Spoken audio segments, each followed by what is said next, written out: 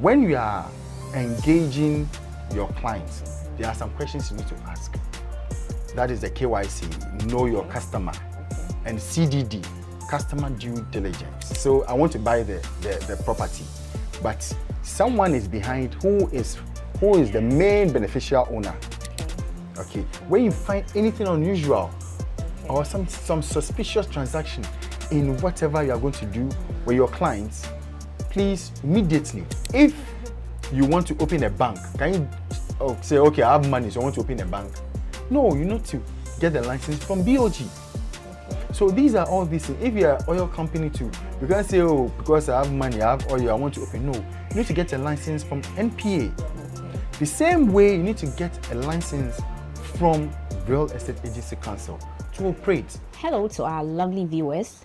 You're welcome back to another episode on Keys and Clarities with REAC.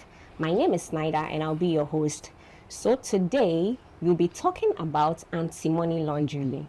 And I'm very excited to have again with me a representative from REAC. You're welcome to the show, Mr. David. Thank you very much. It's so good to have you. So can you briefly tell us your name and then your role at REAC as well? So my name is David Papo, and my role is compliance and anti-money laundering. So compliance to the Real Estate Agency Act 2020, Act 1047, and then the Anti-Money Laundering Act 2020, at 1044 that relates with the real estate. Okay. Yeah.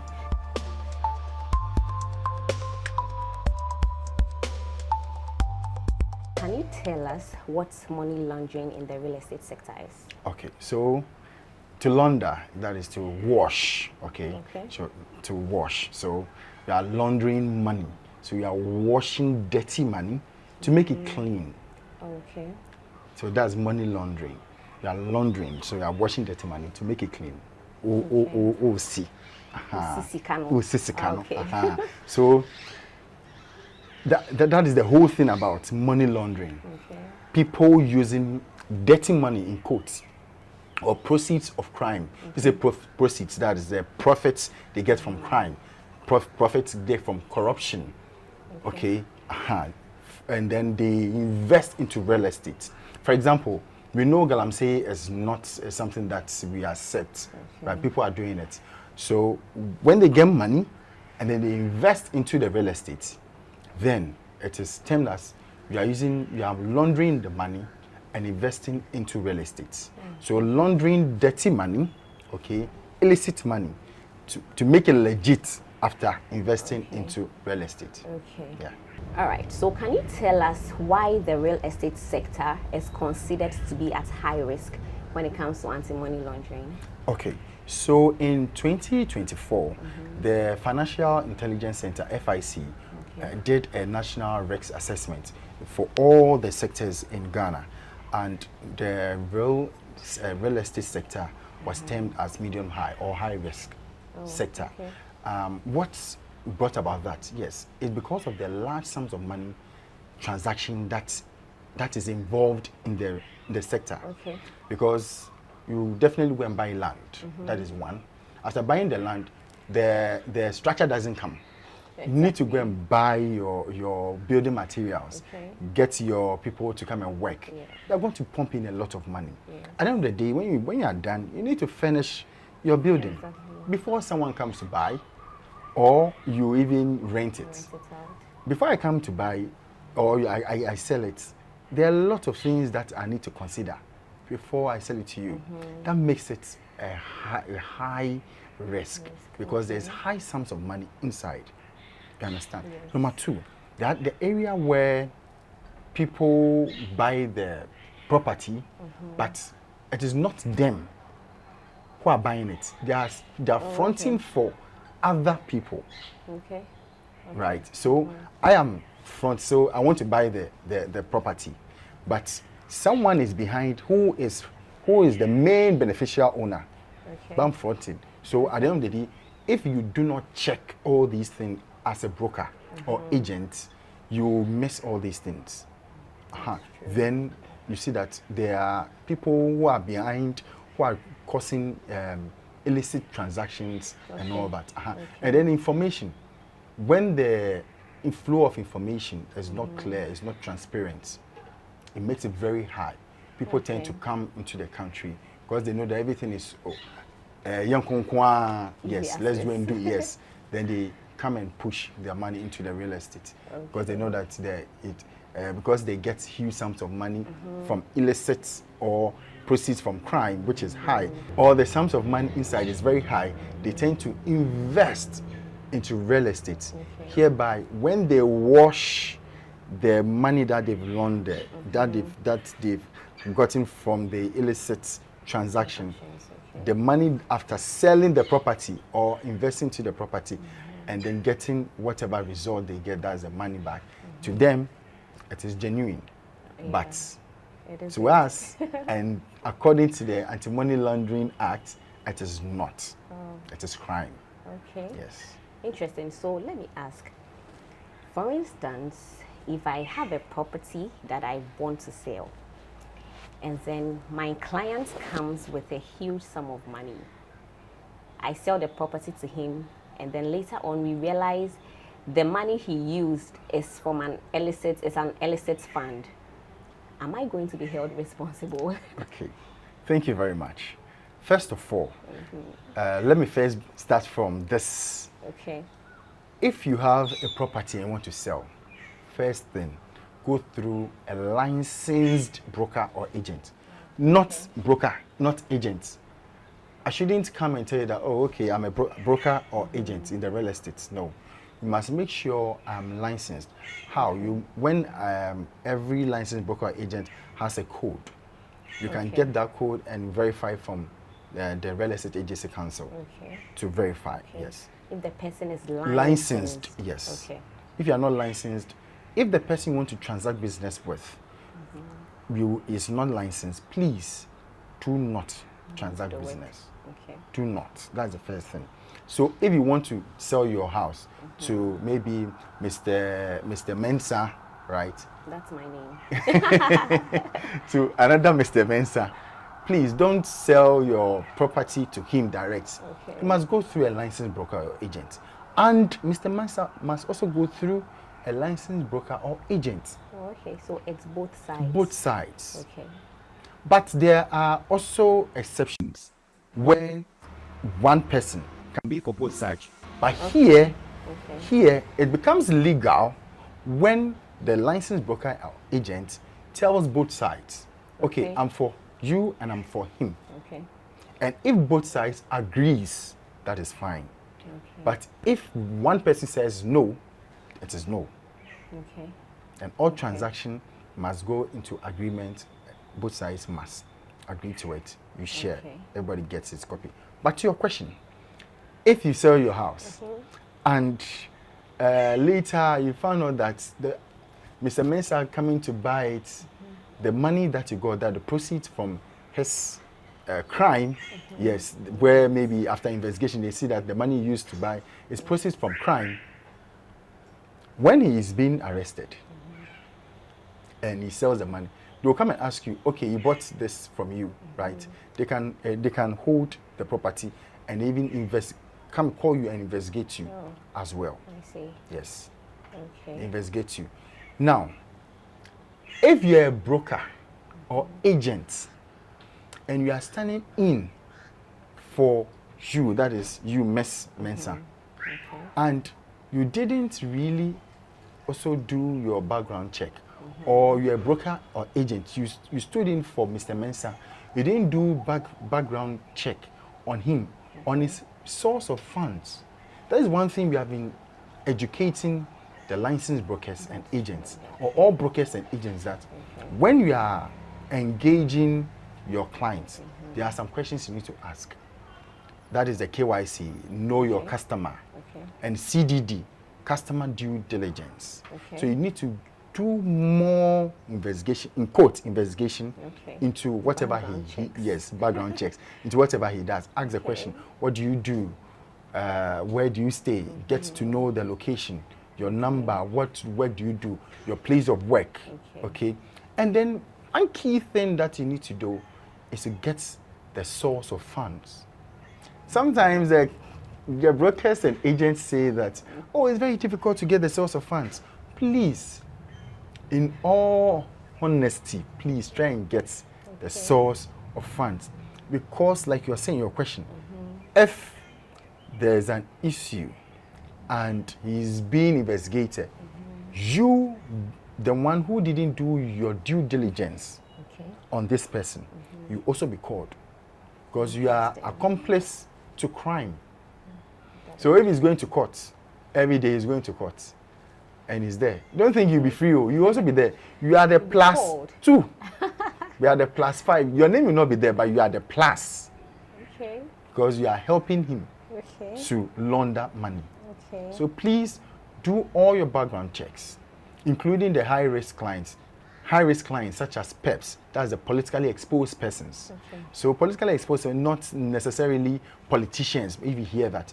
It can be a relative to that politician, a close friend to that politician. Okay. So you need to check all these things. That is the EDD. Okay. You have to check, do more background check on that person, and then you can do that. Now, as a client, as a broker, if you do all these checks and then you're able to find out that what the money he is using is not coming from a good source, it is your responsibility. It is your responsibility to transact your business, but it is your responsibility to report the person. Yes. Okay. To FIC. Don't report to REAC. Okay. If that is, you are reporting STR, that is suspicious transaction report. Okay. When you find anything unusual or some suspicious transaction in whatever you are going to do with your clients, please immediately, and in reporting suspicious transaction, it should be immediately without delay. Or within 24 hours without delay. Report to FIC. That is the Financial Intelligence Center. We will come and ask you. Maybe that's after every quarter or per inspection and monitoring. We'll come and ask you, have you done any STR? That's your reporting. Then you give us the figure. You want the number. 2. I've done 4. That is it. But don't mention the person's name to us. Don't say you reported Mr. So and so, Mr. Kwame, Mr. No. We don't want it. Just the figure. Just the figure. But your reporting must be, it is only you must report to FIC. They must know all these things. And if you report, doesn't mean that the person is a criminal. No. If you're reporting, doesn't mean the person is a criminal. Maybe you are not comfortable with what is happening. So you want to be free. So report and continue. FIC will continue, will do what they have to do in terms of investigations. And then I'll let you, you are good to go, or hold on to it. Don't continue this transaction. We'll pick it up and then they'll take it, yes. So STR doesn't mean the person is a criminal. Continue. You are not comfortable. So you are telling FIC, I'm not comfortable with this. So please help me. That is STR. Yes. So you do this and then you are free. But if you don't do it and there are issues, and later FIC gets to know and the law enforcement agencies get to know, and that person is called, you will be the +2, +3, +5. So please don't be +3. Don't be +2. It's very necessary. It's very, very necessary. Thank you. Okay. So what are the compliance obligation of practitioners under the Act? Okay. Yes. So with compliance, one interesting thing is, per the Act, that's a Real Estate Agency Act 2020, Act 1047. It's online, so anybody can go online, check and read everything in the Act. Now, 1, you must register with the Real Estate Agency Council. Okay. For example, maybe you say, why should I register with Real Estate Agency Council? If you want to drive, can you drive without a license? Not at all. Thank you. The police or the MTTD will stop you. If you want to open a bank, can you say, I have money, so I want to open a bank? No, you need to get the license from BOG. So these are all these things. If you're an oil company too, you can't say, because I have money, I have oil, I want to open. No, you need to get a license from NPA. The same way you need to get a license from Real Estate Agency Council to operate. Remember, the agents and the brokers, they are not roadside agents and brokers in Ghana. It is a profession, a well-respected profession. Just like doctors, engineers, lawyers, what have you. So you must also make sure that your profession is really that high esteemed profession. Get your license to operate. So first of all, register with Real Estate Agency Council. Adhere to the code of ethics. Okay. That the Real Estate Agency Council will bring out. So we also have the anti-money laundering guidelines and policy, and the supervisory policy as well. So you need to adhere to everything that's in there. Also, you need to comply to the anti-money laundering requirements, because it is really key. It's because of the money laundering that brought about the Real Estate Agency Act and the council. Because if you don't really check that, the system will be so porous that anybody can come and do anything. And then when Ghana is being blacklisted, Ghana was blacklisted some years back, but now we are out because of these things. Now there's the act, there's the council which is helping to prevent that, and is making the transaction now transparent. So if all these things are happening, it really helps to push away or prevent people from coming to invest with illicit funds. Okay. Yes. So I want to ask this. So let's say I find out about a criminal activity going on between myself, probably just my client, and then I report him. How long is the process going to take? So what happens to me that I have the property? How long are they going to hold my property? Okay, so thank you very much. You have a property and you sold it to another person. Yes. You didn't go through the license broker agent. Okay, yeah, that's fine. And then there is an issue. Yes. Maybe the person is not paying your money. Okay. And okay, you want to report. You come to REAC, you report to us. Definitely the person, you took the person's details, right? Because you can't transact business without even having to know the person's address or number or where the person even stays. That's true. So you report. When you report, we'll call you and then the other property party involved, and then we see to you. So it's not like you brought your information. So yes, what you're saying is right. We need to also listen to the other party to get. So where one is wrong, we'll just address the issue. So we've had cases where clients have come to us a lot, and we've helped. Quite recently, I think 2 weeks ago, we did same with one of our clients who had an issue, and she was very happy with with one issue. So we've had others that we are also doing. So we've done a couple of them, and we are still doing it. So if you have an issue, come to us. We'll solve it for you. When you also bring your issue, it depends. So we'll tell you to write to us, because it shouldn't be by word of mouth, because you need to put on file, and then that's what you are going to use to also communicate with your other party. So it depends on the response. If the other party is delaying, then you have to follow up. Get it. And the timing of we sitting with you, getting everything to you. Maybe you yourself, you may not be available for a particular time to have a meeting to resolve. So it depends on you, the two parties, and then us, and then we do everything. But it wouldn't be more than 60 days. Yes. It will be very, very, very, very, very, very fast. Okay. So we would like to know if a person can, or a company can operate without registration. It's a very big no. A very big no. You cannot operate without a license. You must be licensed. A company or individual, if you want to be in the real estate sector, you must be registered and licensed. The Act says, if you are not registered or licensed, don't even practice it.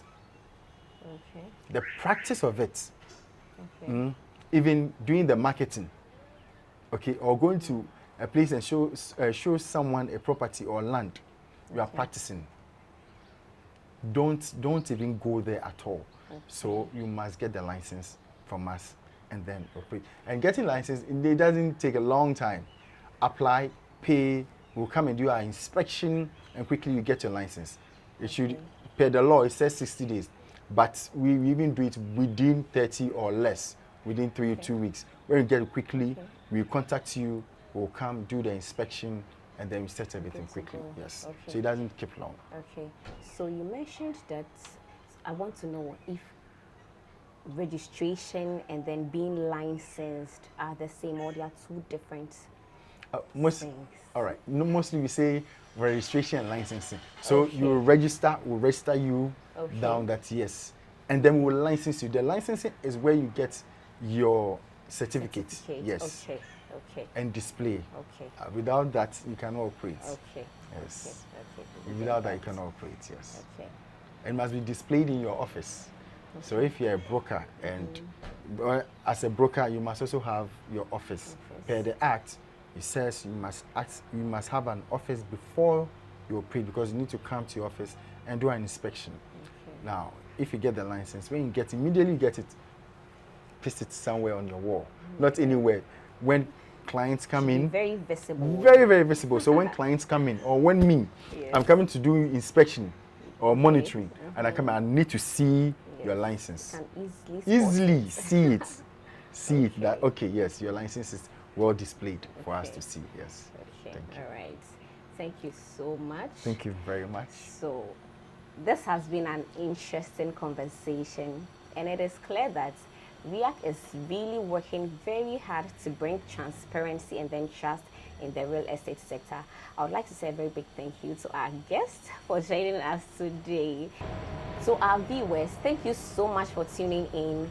Don't forget to subscribe to our YouTube channel, like this video, and share. You should also follow us on our social media platforms at Oshelter and stay connected. This program was proudly sponsored by Oshelter. Oshelter, book with confidence. See you on the next episode. Bye.